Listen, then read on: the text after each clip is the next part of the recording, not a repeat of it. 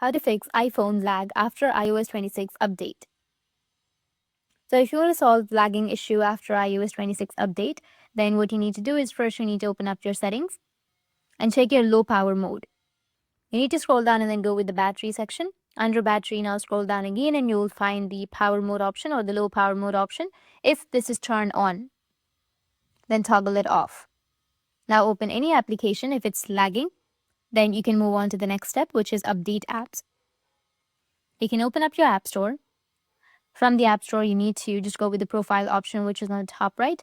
And from the profile, you can scroll down. And if you have any updates, you need to just go and update it. And after updating your applications, your problem might be fixed. If that still doesn't fix your problem, then the third step is to disable background app refresh.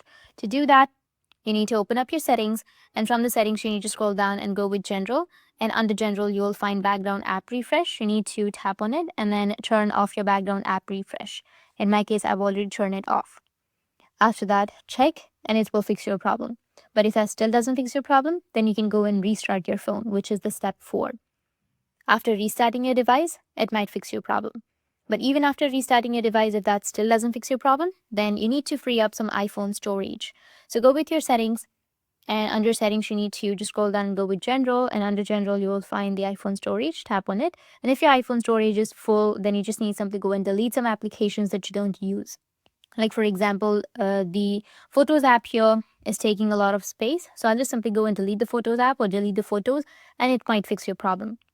So these were the few solutions. And if you have any questions, feel free to comment below. Thanks for watching.